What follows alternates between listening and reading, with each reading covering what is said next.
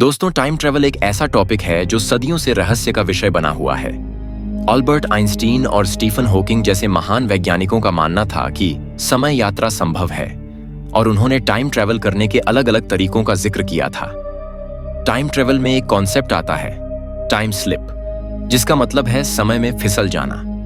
Time slip वह घटना होती है जिसमें कोई व्यक्ति अचानक से पास्ट या फ्यूचर में टाइम ट्रेवल कर जाता है और कुछ समय बाद वापस अपने द्वार में लौट आता है।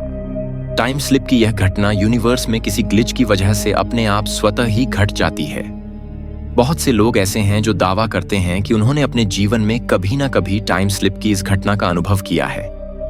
दोस्तों, इस वीडियो में मैं आपको टाइम स्लिप की ऐसी घटना के बारे में बताने जा रहा हूं जो आपको हैरान करके रख देगी। यह घटना यूक्रेन से है। साल 2006 में यूक्रेन की राजधानी कीव में एक सड़क पर एक व्यक्ति बड़ा ही कंफ्यूज हालत में खड़ा था। वह चारों ओर ऐसे देख रहा था मानो वह उस जगह को पहले से जानता था, लेकिन अब वह बदल चुकी है। वह शख्स पुराने जमाने के कपड़े पहने हुए था। उसके गले में एक पुराने जमाने का कैमरा भी लटका हुआ था। लोग उस व्यक्ति को पागल समझ रहे थे। इतने में वहां पर पुलिस आ गई। वह उस व्यक्ति से पूछताछ करने लगे। पूछताछ में उस व्यक्ति ने अपना नाम सर्गेई पोनोमरेंको बताया। पुलिस ने जब उस व्यक्ति की आईडी मांगी तो उसे देखकर वह हैरान हो गए।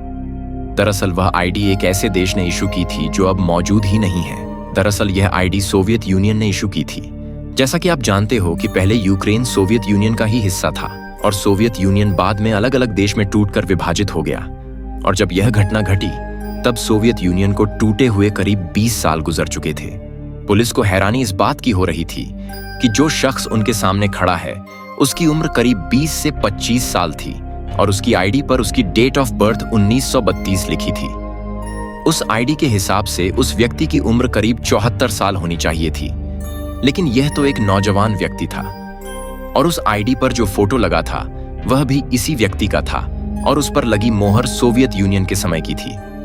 पुलिस को कुछ समझ नहीं आ रहा था, तो उन्होंने सर्गेई पोनोमरेंको से पूछा कि आज तारीख क्या है।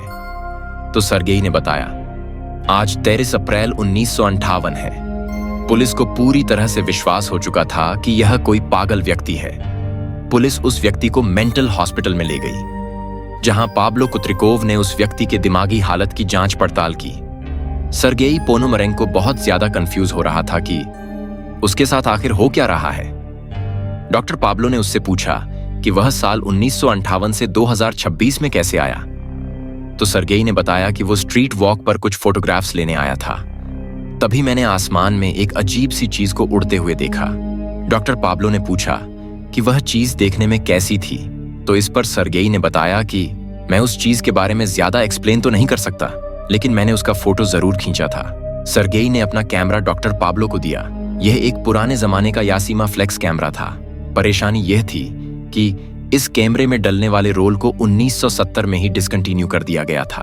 तो इस रोल से भला फोटोग्राफ को कैसे निकाला जाए। रोल में से फोटोग्राफ्स को निकालने के लिए एक एक्सपर्ट को बुलाया गया, जिसका नाम वेदिम पोजनर था।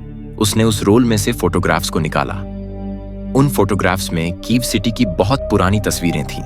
सभी इमारतें, रोड और गाड़ियां, यह सभी 1950 के दौर के थे। उन तस्वीरों में ऐसी इमारतें भी थीं जिनको तोड़कर उनकी जगह पर नई इमारतों को बनाया जा चुका था। उन तस्वीरों में सर्गेई और उसकी गर्लफ्रेंड की भी तस्वीर थी जो उन पुरानी बिल्डिंग के सामने खड़े थे।